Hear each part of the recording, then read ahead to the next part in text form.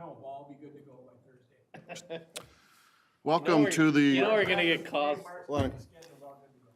Welcome to the Oakdale Park and Recs Commission meeting on February 21st. Please join me in the Pledge of Allegiance. Pledge allegiance to the flag of the United States of America and to the republic for which it stands, one nation, under God, indivisible, with liberty and justice for all. Awesome. Take roll call, and we are missing Glenn and Freddie, but we still have a quorum, right? All right. Everyone get a chance to take a look at November's minutes.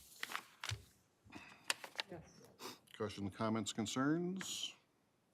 Otherwise, take a motion to approve. Second? All in favor? Opposed? Those minutes are approved. All right, we have no old business and new business. We got Monica. Right? You're up. Welcome. Thank you. Good evening. My name is Monica Stiglich. I serve as the Oakdale representative to the Koesling Business Workman. I have to. That's a long title. This was put together after the big lawsuit with 3M Metro, and it had to do with any environmental damages that were incurred from the waste site. I think we all remember it. It was over on Old Highway 5, Hadley, Granada, and the railroad tracks. There's a big fenced-in area still. I live on the south border, just south of there. So I've been aware of this for a long time. For what it's worth, I am a 3M alumni. And when my husband and I bought that lot to build our house, 2 desks over from me at work in the lab was Art Fry, the famous Mr. Post-it. And he said, "Oh, Monica, that's the old 3M dump site." So I knew it was there. And after we moved into the house in the 80s, we got notification from 3M that they were digging it out. They could detect levels of solvents in the city water and from wells that they had in that area. But they couldn't measure the materials that are in this lawsuit that was settled at the beginning of 2018. They could measure like the toluene, the heptane, things like that. We didn't even know how to measure this stuff that we're concerned about so much now until relatively recently, just since the turn of the century and the millennium, really. So a lot has happened, and actually, I'm very proud to be an Oakdale citizen. I've lived here since 1974. So I've been drinking Oakdale water for a long time. Yep. But here's the thing. You know, the people that came before us had the good sense to put in city water, separating the storm and sewer drains and all that stuff, paving the streets, putting in curbs. That's part of why we built here, was because the city fathers and mothers before us had the foresight to really develop this area. When I went to these work group meetings, it was very interesting because it involved everybody that was from Oakdale south and to the east, because that was where this material was migrating both above ground and below ground. Oakdale was way ahead of even Woodbury as far as having city utilities throughout the city. We have very few people that have private wells. I don't know if you realize that. I remember asking Brian Bachmeyer, hey, how many private wells do we actually have in the city? It's well under 50. Yeah, that's what I had heard. It's well under 50. There's a few out at the end of Old Highway 5 and Century, or Geneva, and then there's a few that are up by Olson Lake. But that's basically it. Everybody else is on city water. And since we had the carbon system, which by the way was first in the nation, it's the proven way to deal with this material, we were looked to as a role model, which was very interesting through the whole thing. Brian Bachmeyer played a big role in really mentoring and helping the other communities figure out what to do, you know, how much was it gonna cost, how much does it take to run an operation like that. So it was an extremely interesting time. We're still having meetings, by the way. So our meetings started in July of 2018. Good thing I'm retired. This was keeping my brain active. But we've been having meetings ever since because it was a huge undertaking, okay? What I'm going to talk about tonight is actually the second priority in that lawsuit. The first priority dealt with drinking water. And again, we're in pretty good shape. However, we've got a lot of wells, so we have the quantity of water. The challenge we have in Oakdale is with that big development that's going in behind the old Amation site, that's a lot more demand on our water. So we need to get the quality of water for everybody up to snuff. So that's why we actually need additional carbon treatment. That is the plan, and that's what's going to be going forward. So Oakdale's got a good plan. We're moving forward. All the other communities are catching up, basically. Again, we've been a model for them for how to deal with it. But I'm back to this priority 2 thing. In the actual lawsuit, it's only 11 pages long, you know, and 5 of the pages are like the definitions and then 3 pages of signatures. They actually had they listed priorities. Number 1 was the drinking water, and the bulk of the monies from that lawsuit are going to that effort. But there was specifically $20 million laid out for priority 2, which is what we're going to talk about tonight. So here's, and again, you've got this in your handouts, pretty much what I'm going to go through. If you noticed on that title page, there was a person listed, a Karen Carney from Associates. They were one of 2 consulting firms that were brought in to help the state agencies and the work groups work our way through how do you deal with doling out the money. And basically what we wound up doing was developing a huge plan proposal that said for all these communities that were affected, here's what they could be doing. There were a lot of technical presentations. We had a number of presentations from the health department. We've had several of those here for Oakdale citizens. It was a pretty big deal to work through all of this stuff. And it made me feel good because it kept my technical brains working. I would ask a lot of questions about, well, how many ways are there to treat contaminated water so it's suitable for drinking? Turns out, in the state of Minnesota, carbon is the only system recognized at this point. There is a pilot program going on down in Cottage Grove that's an ion exchange. It's kind of like your water softener, but a real specific kind of ion treatment. They found out they still needed to do carbon with that to get the material out. But they're really looking. This presentation, again, was from one consulting firm that helped basically manage the meetings and all this documentation that was put forward. They had experience, remember the big Deepwater Horizon oil spill in the Gulf of Mexico?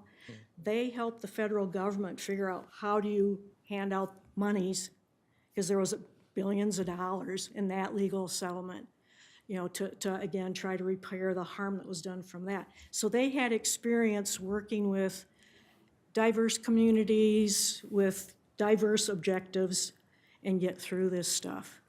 The other consultant we had was more on the technical side. I believe it was called Wood Associates. They have an office in Minneapolis.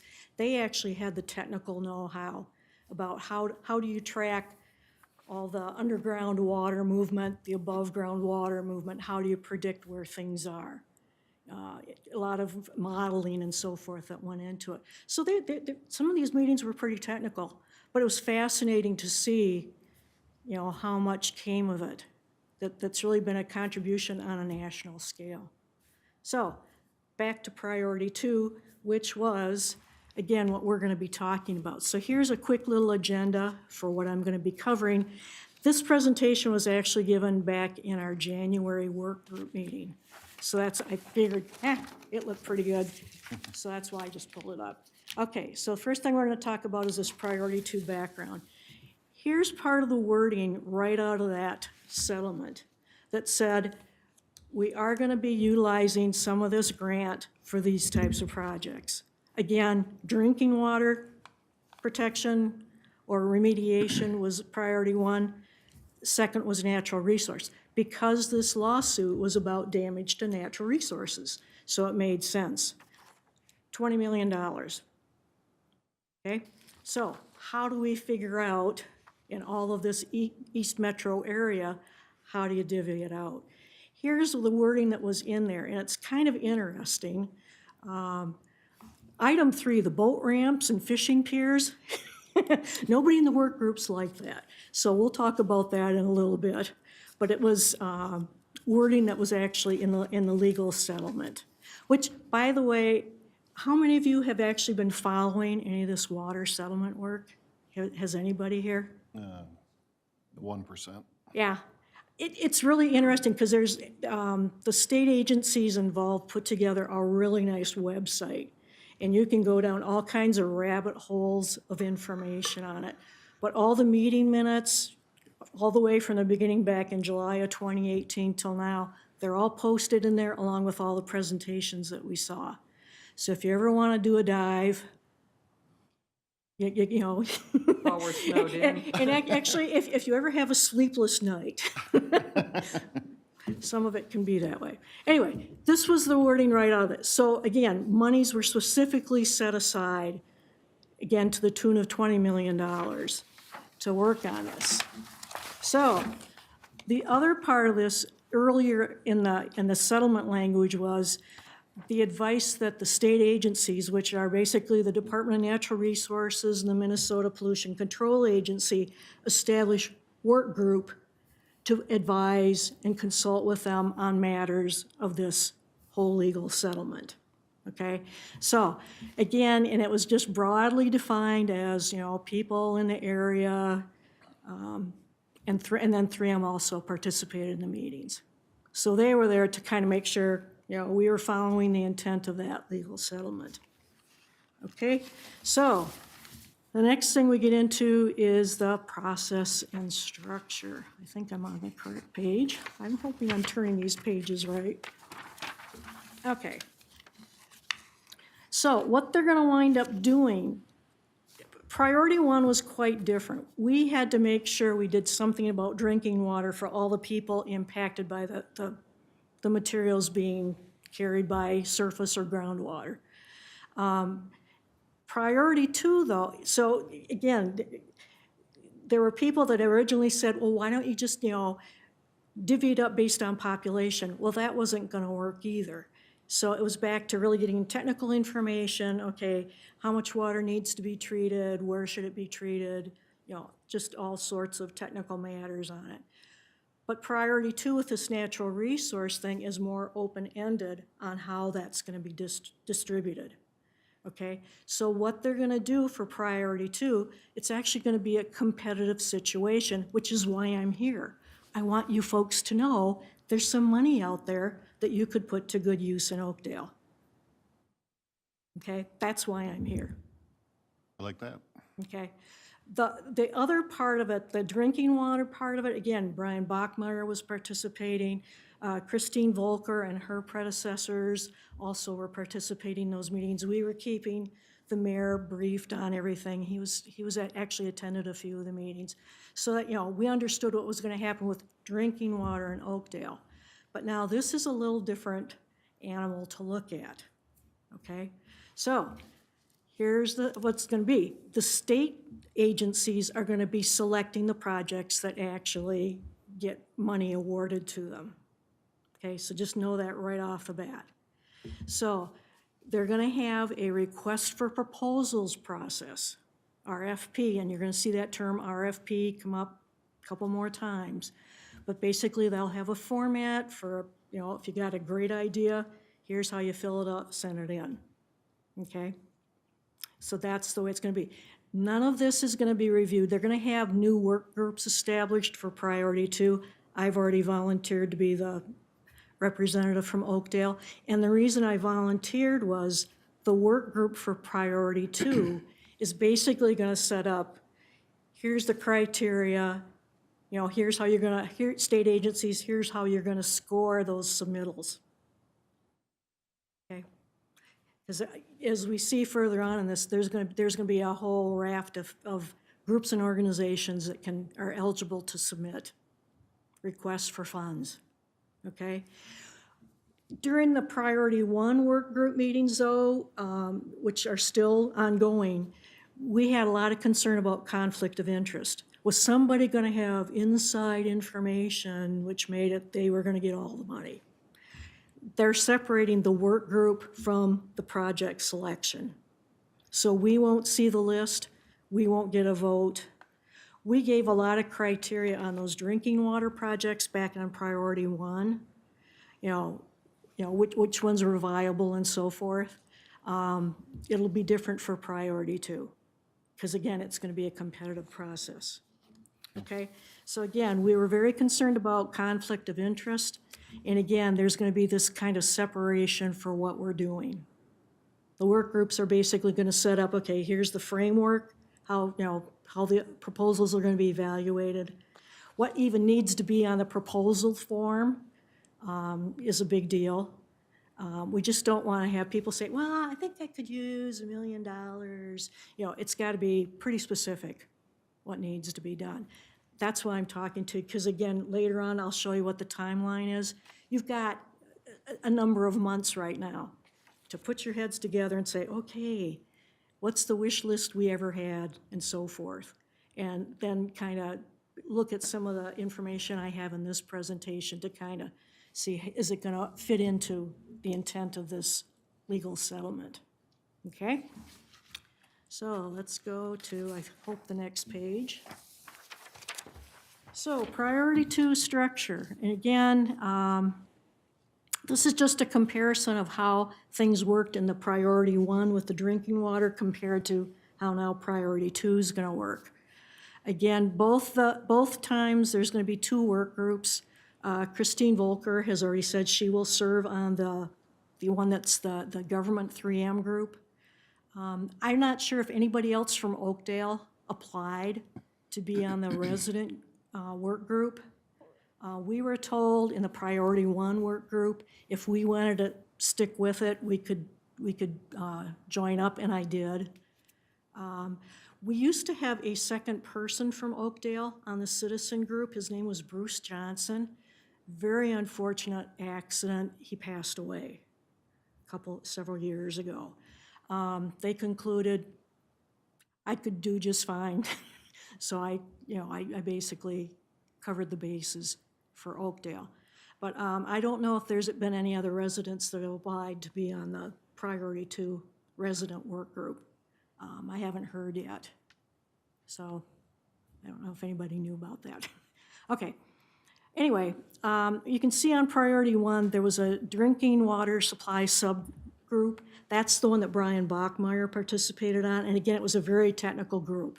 They were talking specifically about pressure zones in the city and flow rates of pumping and well locations and water tower. I mean, it was, all the engineering detail you needed for designing water systems, which again, Woodbury, major challenge. They had no carbon treatment until recently. They got a temporary system down there.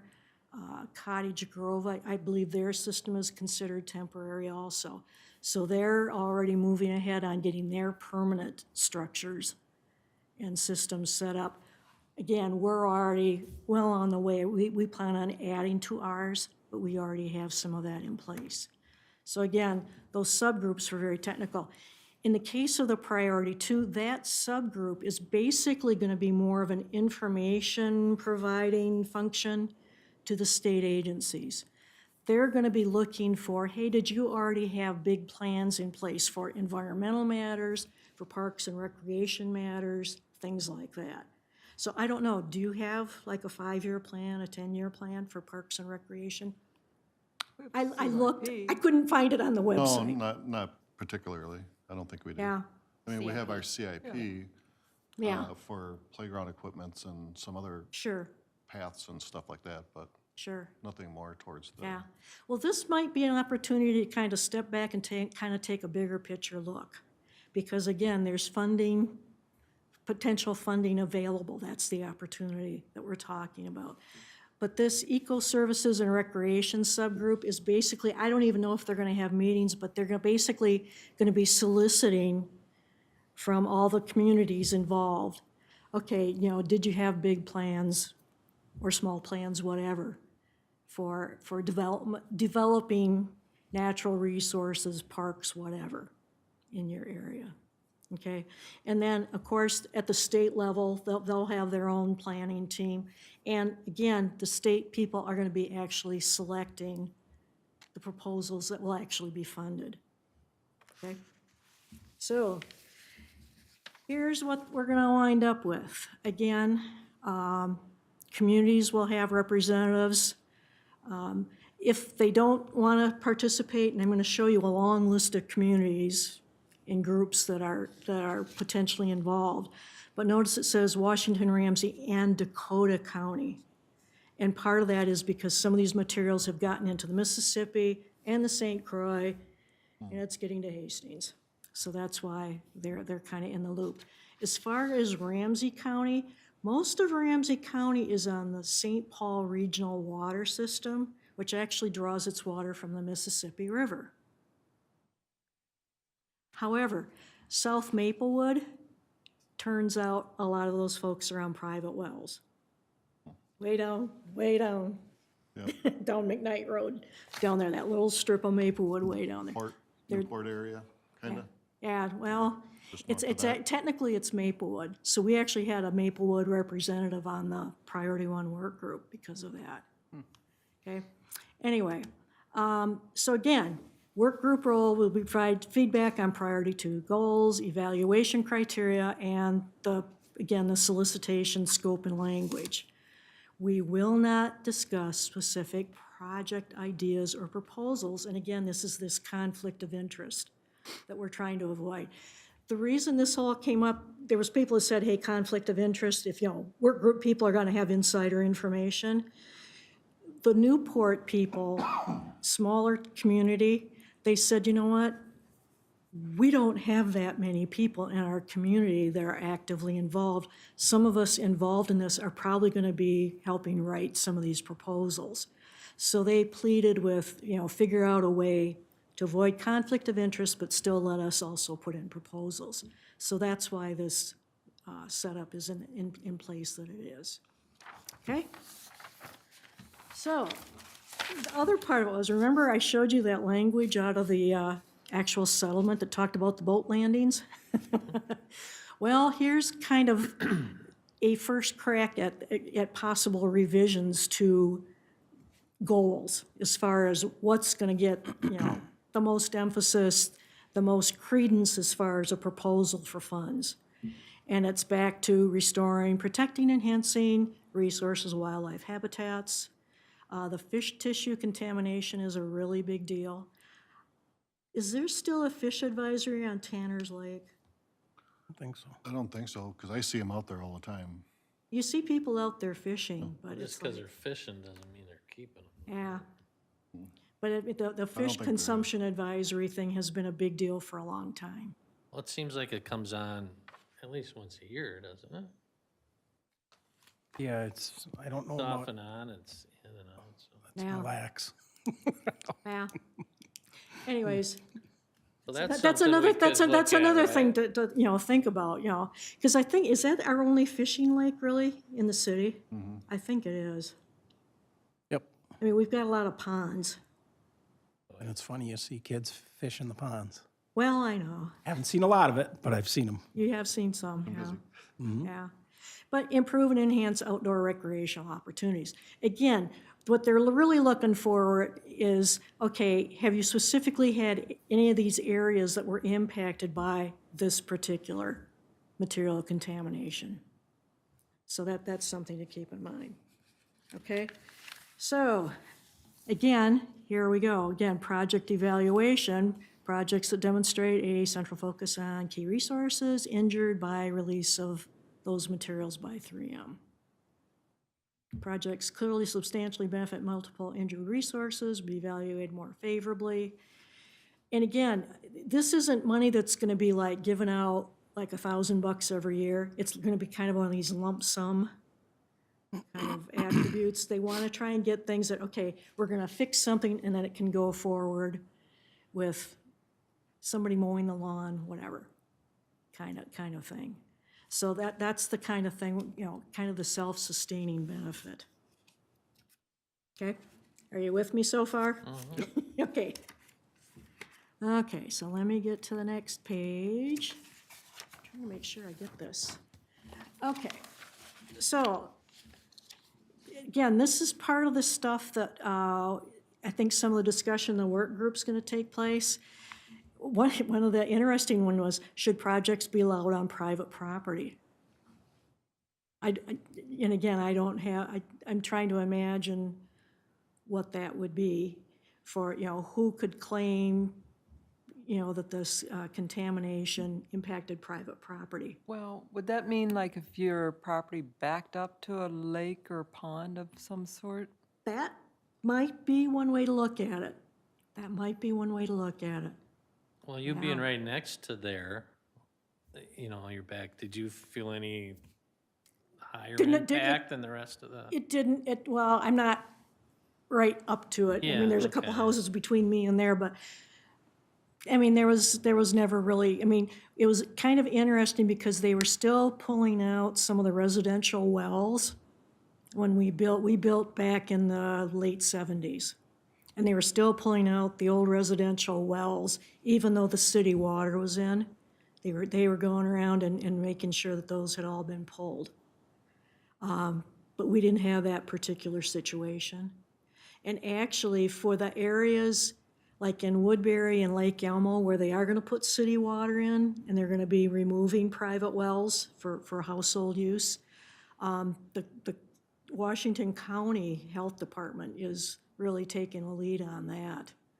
And there's already, you know, another source of funding to deal with that. So that's not the recreational natural resource really kind of thing. But yeah, we didn't really see any impact. I mean, the only impact I remember from when they dug things out back in the 80s was when you went outside during the summertime, you could kind of smell kind of like a sweet aroma. And I happened to recognize that as, you know, kind of some ester type compounds. Because the waste that had been there had come out of St. Paul tape, St. Paul abrasives, and I don't think 3M Center had really been built because I think they quit using that as a dump site like early in the 50s, which is just when 3M Center got built. So anyway, examples, again, the level of the detail. Here's this thing about detail that we need to think about. Short summary, submit ideas, detailed plan, you know, is there gonna be permits needed? To the extent you can, figure out what kind of costs you're talking about. And again, ready to go if you get the funding. So they don't want to have like money spent on, well, I need to hire a consultant to help me figure out. No, we're not gonna do that. We need to have ideas, get them on paper, get some fun, you know, early on cost estimates, and those will be the ones that will be regarded highly. Okay?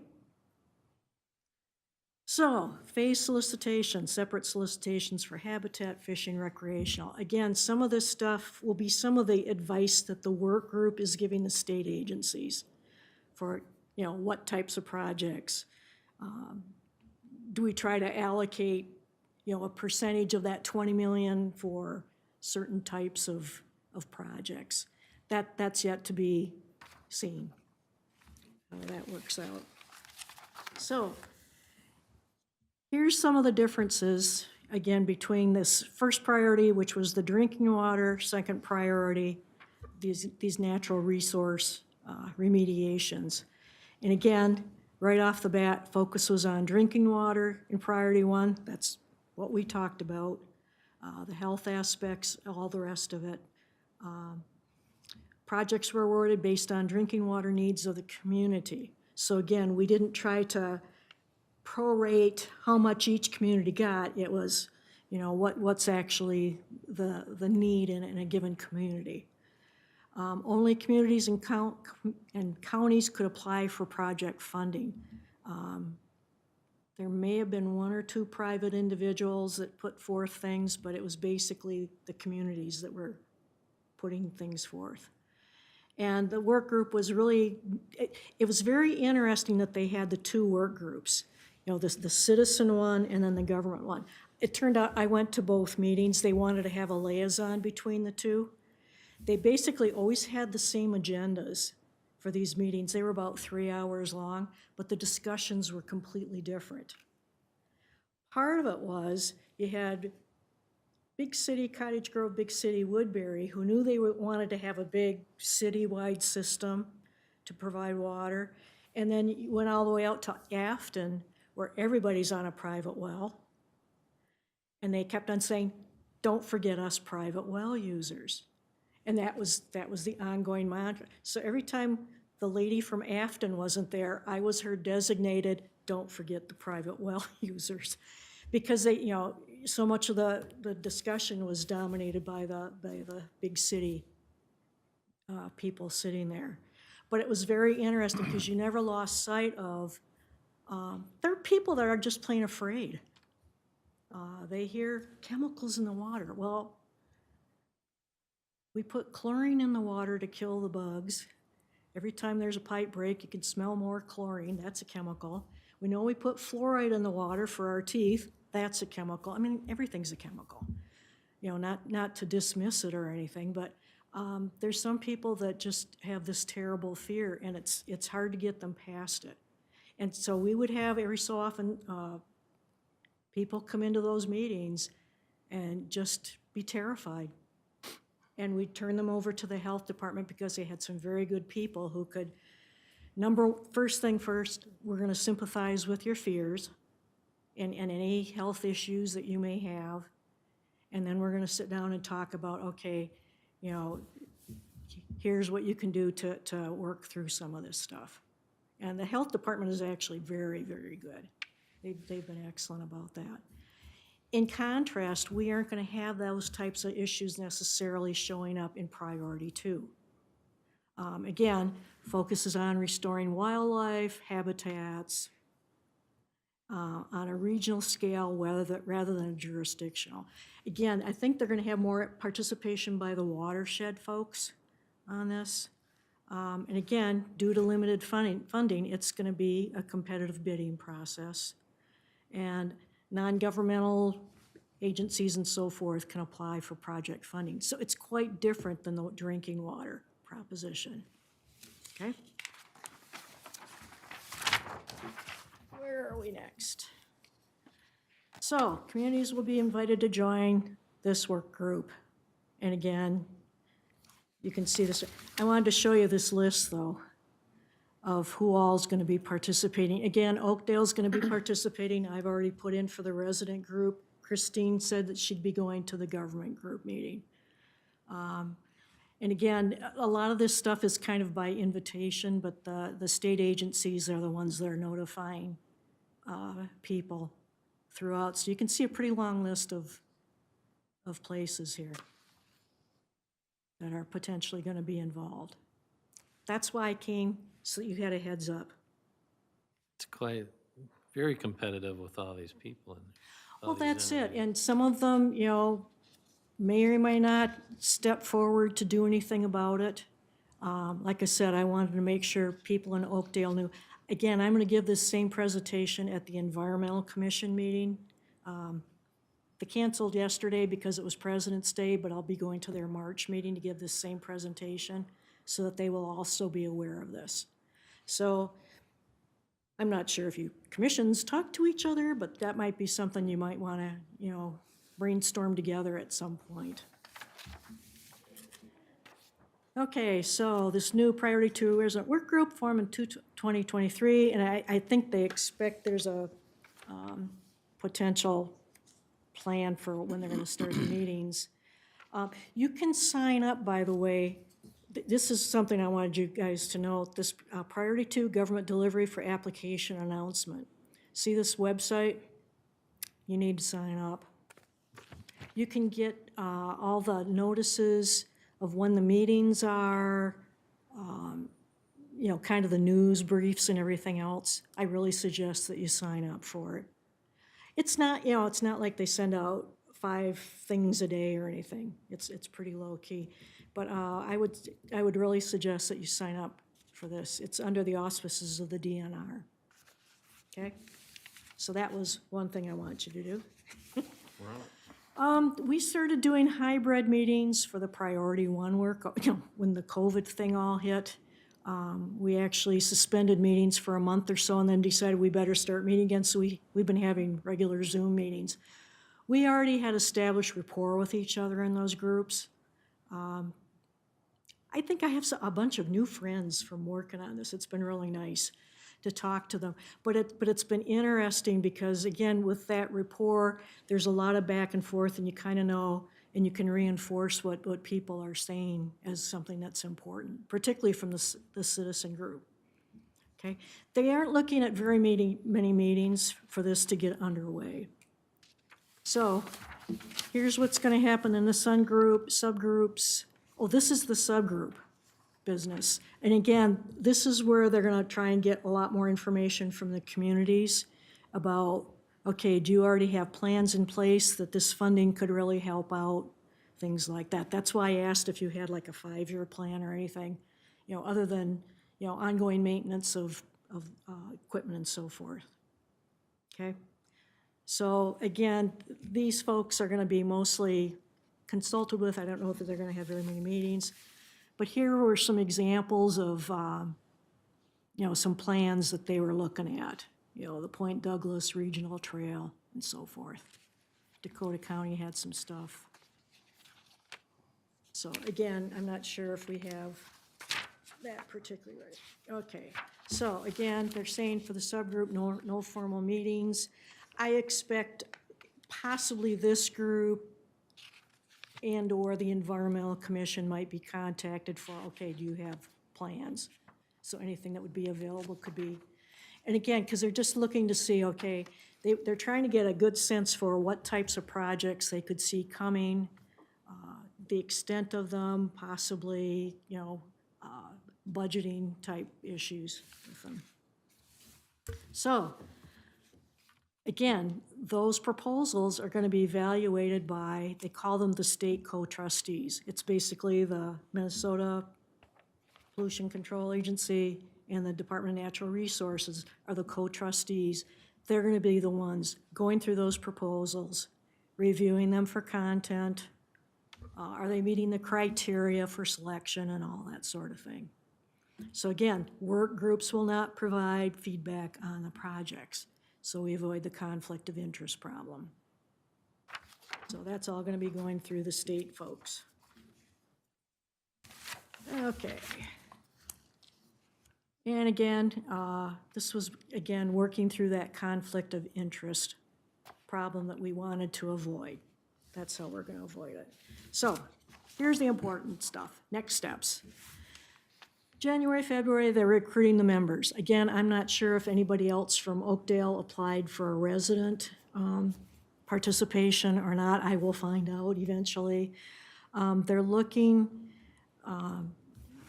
again, the state's going to invite eligible communities, that long list of communities.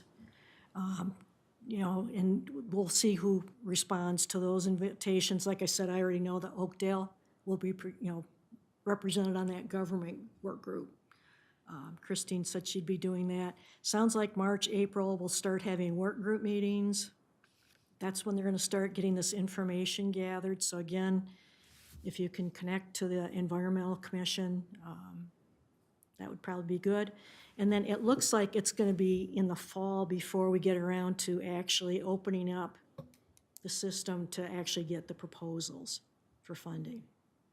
So you've got a few months to think about potential projects.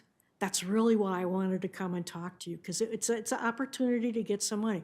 Again, it can be a few $100, it can be a few $1,000s. I wouldn't go for $1 million necessarily, but you know, think through. Okay, I have money that I could you know, put to good use here in Oakdale? What would that be for? And again, in the context of, okay, have we seen damage from any of this material that contaminated some of our areas? What can we do? What can we do? So I'm assuming that they're testing our water, our ponds regularly for those I contaminants? can't answer that question. I know there's always been a lot of questions to the Department of Health about their testing plan. And to actually answer that question, the best would be to go to actually the Minnesota Department of Health website. They've got a lot of information and all kinds of maps for where they have done testing. They obviously test our city wells. You know, and they have a very active program on the carbon treatment to make sure that's renewed when it needs to be. I believe, I can't remember what they said about the private wells. I know they have done some testing in some of the lakes, like Eagle Point Lake and certainly Lake Elmo. I can't remember if I looked up to see if they had testing on Tanner's Lake or not. But the was just thinking ponds, with I don't know if the ponds, you know, had a priority with them or not. My thought is just the animals that go to the Oh, pond right. and drink out of it and Right. play in it and whatnot, so. Yeah, there's been actually, in my backpack over there, I have 2 volumes of stuff in there. One of them is just all my meeting notes and the handouts from all those meetings I've been to, but the other one is about newspaper clippings. I've been saving newspaper clippings, you know, since this whole thing got started, back when I saw the ad in the St. Paul paper that said, hey, the state agencies want people to volunteer for these work groups, and I put in for it.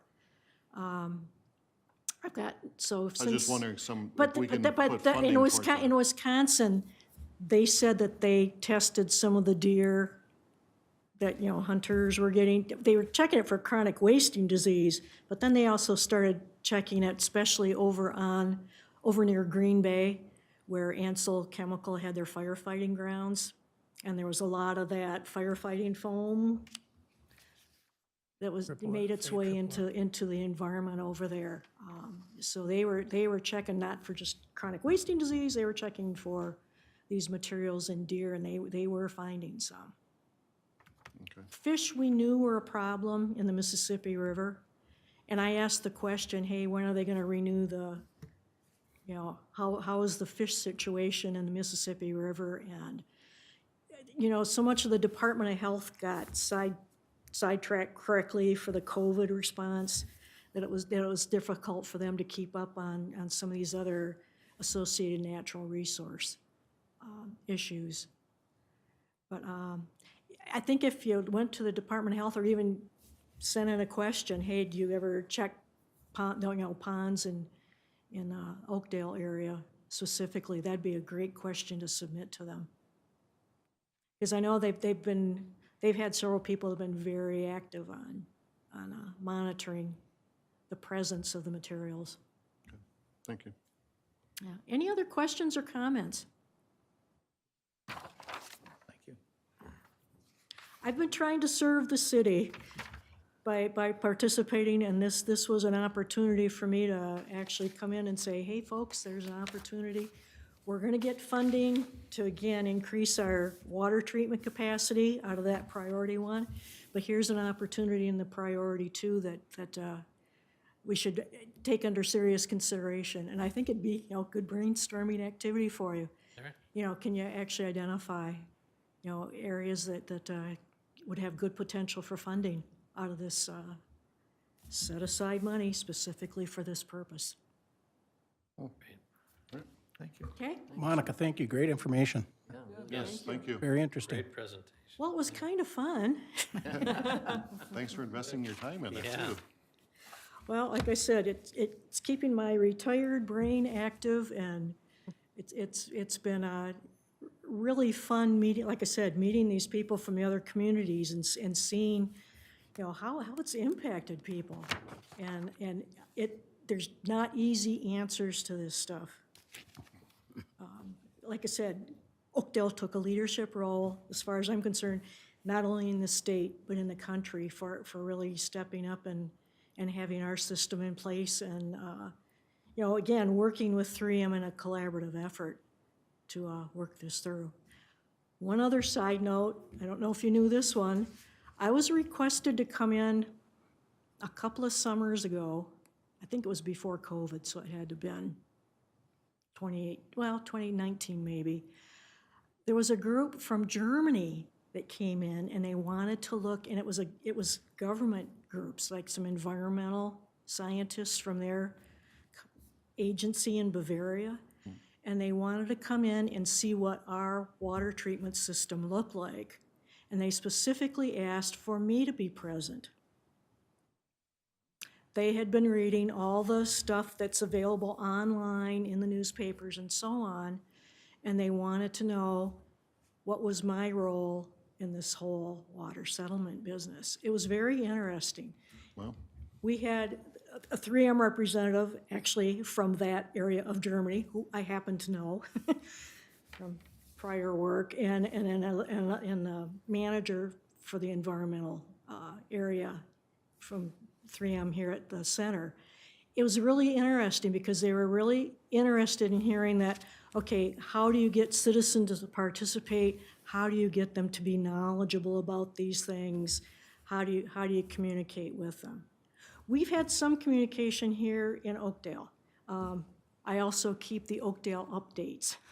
We've had several articles about, you know, the system being put in place just down the road here. The fact that we had the water settlement coming on, that we were participating. It's been very interesting to see how that all worked out.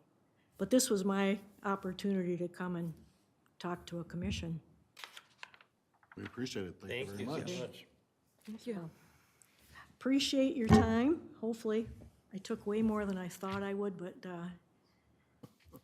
all right. it You're was, good. it was detail, and hopefully it didn't mess up your agenda. Not at all. You're good. Okay, Thank you. Thank you again. okay, thanks for the Thank you. opportunity.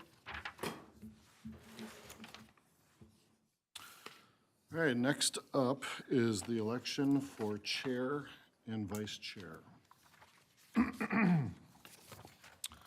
So we are opening up nominations for chair.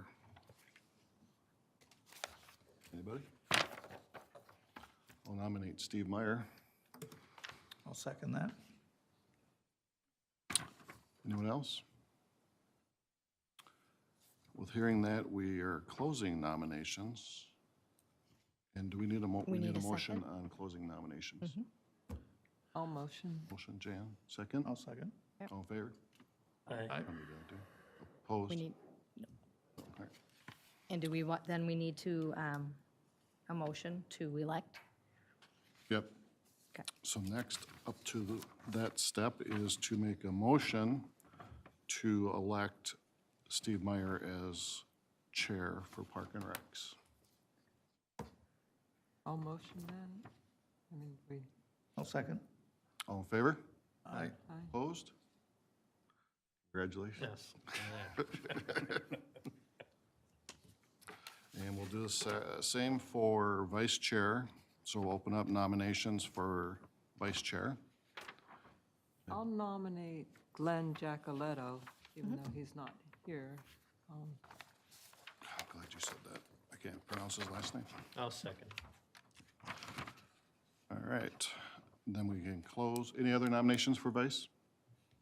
I'll close the nomination section and look for a motion to elect Glenn for vice chair. To close. All motion Oh, to motion to close the close, sorry. nominations. Thank you. Second on Second, that? Second. all in favor? Aye. Opposed?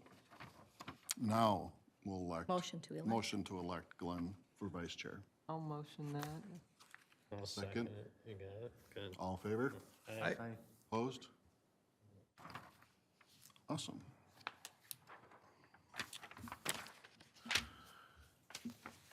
So Steve take over, or did I just finish? You finish.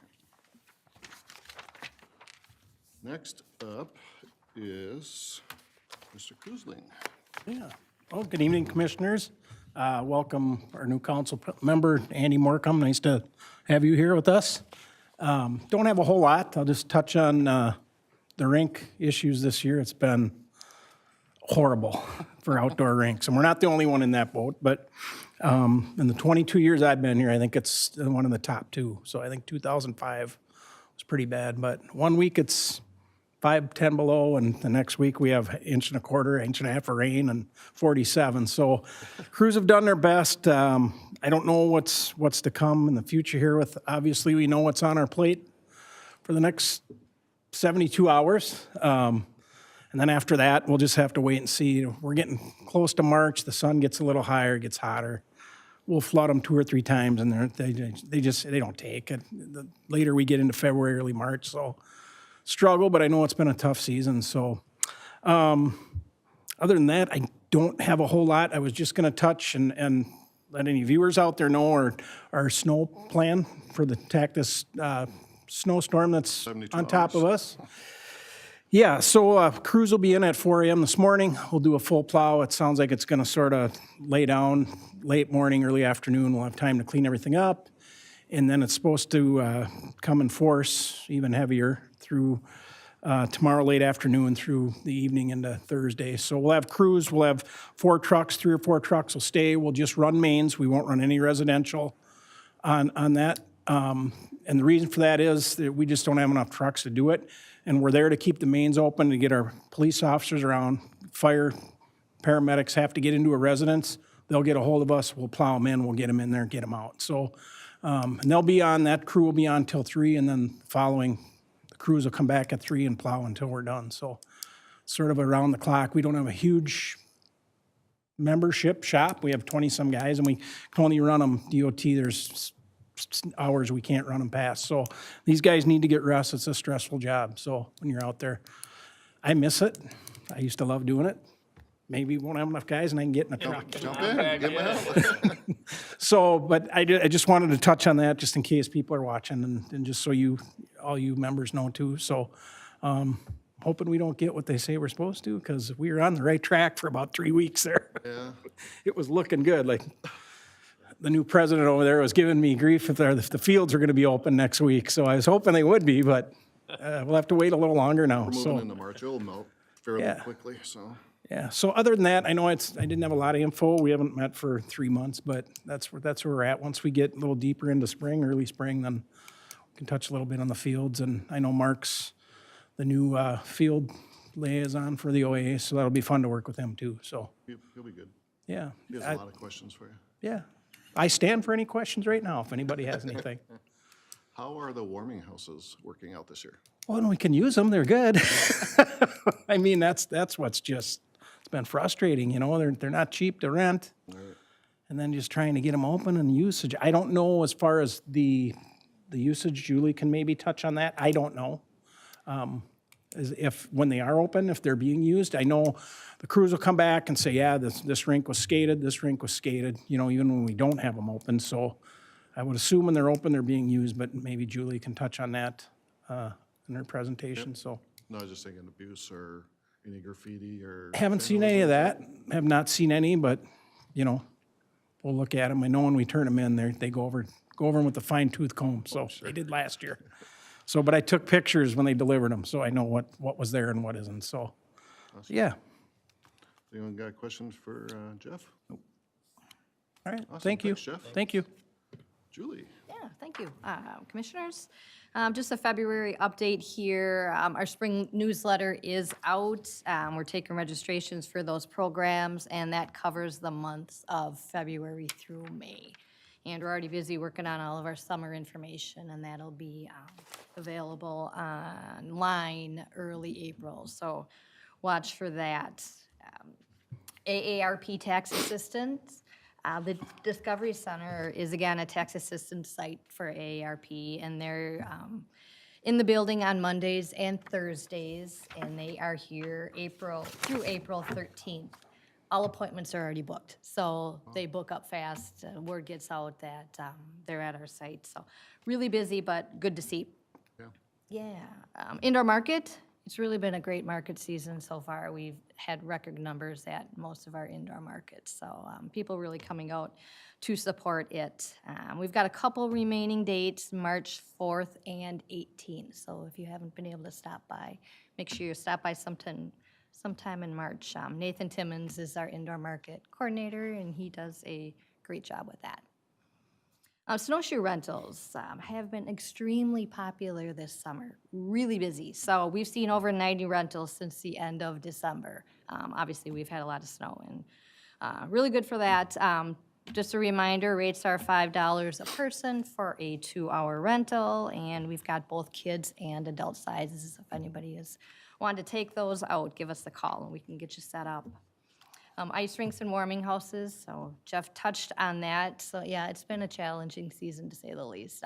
People are skating, and I do know that the skaters and our rink attendants have really appreciated the new warming houses. They really like it, and they are really nice. So it's, I know that for a fact that they really enjoy those, but we'll see. We might maybe have a week or 2 weeks. Yeah, I hope so. You know, we don't know, so we'll see what happens there. Artist of the Month, the month of February features the acrylic paintings of Lynn Kruger. So she's a new artist to the Discovery Center. However, she has participated in our art fair. Her work is mainly abstract pieces. Very interesting. Stop by if you have a chance to see her work. It's also for sale as well. We've got Sunday Bingo coming up. Those programs are very popular as well. The next event is Sunday, March 5th, and that is from 1 to 3 at the Discovery Center. Those typically fill as well, so if you're interested and know of anybody, make sure they get in there and sign up for that one.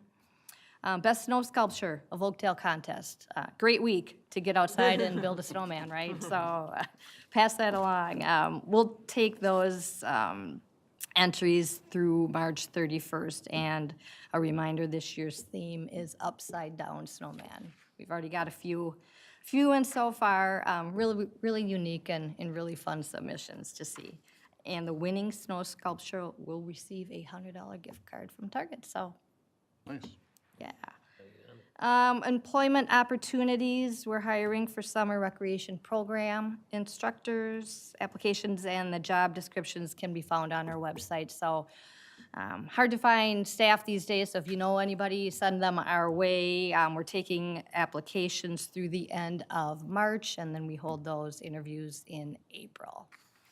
And then lastly, I included our 2022 rental report, which included rental of the Discovery Center and picnic shelters as well. With the Discovery Center rentals, we were actually up by 20 total permits that we were issued. We were down 10 with the picnic shelter rentals from 2021. So interesting to kind of take a look and see, you know, where that ends up and what shelters are reserved more than others. Other than that, that's all I have. I can stand for any questions that Just anybody might curious have. about the snowshoe, which is Yeah. kind of a whatever. But I thought last year we had talked that you had record numbers in that area also. Yeah. So I'm just kind of curious to see the difference between the two. I haven't compared from last year. Yeah. Yeah, but I mean, really good this year, so I'll follow up with that one when we're done for the season. Hopefully, it's not much longer, but we'll see. It'll be a good weekend anyways. Thanks. Anyone got questions for Julie? Just one, are we doing park cleanup for Earth Week and all that? Yep, and I will comment on that information next month, March. Yep, Awesome. Thanks, Julie. you're welcome. Councilman Member McComb, welcome. Morcomb, hey, And thank you so much. Morcomb. No, we're I am good. so sorry I'm crashing you today. Well, thanks, commissioners, for having me, and Chair Lockhart, former chair, and new chair, Steve Meyer, congratulations. I was just saying, my 6 weeks of being a public elected official, you have an appreciation for how much work goes into all this stuff. So I just want to say thank you for spending your time on the commission, because it's important. So thank you for doing that. But a few updates, and many of these things were enacted well before I got involved here a few weeks ago. Number one, with Willowbrook and Commons Park, I know we're spending a lot of time and effort designing these parks, working with consultant SRF Consulting was hired to do the work. And they've got a tentative timeline to start working on the Commons Park with Willowbrook. March, they've got public hearings. That would be tentative to discuss design and layout. And then April and May, they cited working with city council and workshops, and then Parks and Rec. So those two items will be coming up with hopes of bidding and awarding the contract for that park in June of this year. And then the other item to share was having to do with fertilizer in the parks. And this is something one of the council members brought up. We've contracted with True Green for some time for the parks, but just like Monica was talking about, we want to be good stewards of the environment. So there was something brought up to look at organic fertilizers. So organic Bob fertilizer was brought up and quotes were obtained. The organic fertilizer is more money, so they didn't want to spread it across all the parks. They decided Guthrie Park was going to be a trial for this year. So encourage everybody to take a look at Guthrie Park, see if there's any difference that you notice and how it looks. But that is the two updates that I had for the commission. Awesome, thank you. Yep. Anyone got questions? Yeah. I have one question. In Willowbrook, do you know if there'll be 2 parks, 3 parks? Yeah, total, there'll be 3 parks in there, and they're doing them in stages. The size of the parks makes them quite expensive endeavors, and they'll do one at a time. I believe it was the 3 that we reviewed Yeah, in our I meeting. thought so, but then Yeah. I thought I heard maybe there was only going to be 2, so I thought. Well, they'll start out small, but progressively, I think it goes to 3 parks total. Yep, that's in the Start with the plan. Commons Park is the first one, the main one. Perfect. Any questions to bring back? I'm good. No, welcome. Thank you. and Thank you. welcome. Thank you. Thank you, yeah. Welcome. All right. Council members or commissioner members, any comments? No. Steve? I got nothing. Jan? I just have a quick one on our Wellness 50 Plus. We're doing a great series that started last Thursday on recycling, and really informative. And they were telling us, really great details about recycling and what to recycle, what not. They showed some videos. But what's coming up is really great, is that we can tour the Washington County Environmental Center. That is Thursday, February 28th from 5 to 6 p.m. Then the tour of the Recycling Energy Center in Newport is Thursday, March 2nd from 1 to 2:30. Those items, if you want to sign up for them, you can go on www.oakdalefund.com, or you can reserve a spot by 651-747-3860. And then always, if you want to do things with our Washington County, Twin Cities events, you can go on to, it's Wellness 50 Plus Twin Cities in Meetup, so. Great. And we're always in the Oakdale Oakdale updates if you want to look at what other activities we have going on. Glenn? Another event the Oakdale 50 Plus is doing that's coming up is on March 28th. It's the quarterly blood drive at the Oakdale Discovery Center. Starts at 9, I'm not sure, 2 o'clock, 3 o'clock it goes to. And the Maplewood Oakdale Lions will be there again this quarter, What day is that again? Sorry, March 28th. March 28th. Sign up now, because I tried to sign up last time and it filled up pretty Exactly. quick. Need to fill up Yeah. quick. Awesome, thank you. Motion to adjourn. I'll motion. I'll second. All in favor? Aye. Opposed? Motion's adjourned. Thank you and have a great night. Yeah, well, thanks, Paul, for being chair, and congratulations, Thanks. Steve, for being the. Yes. It's fun.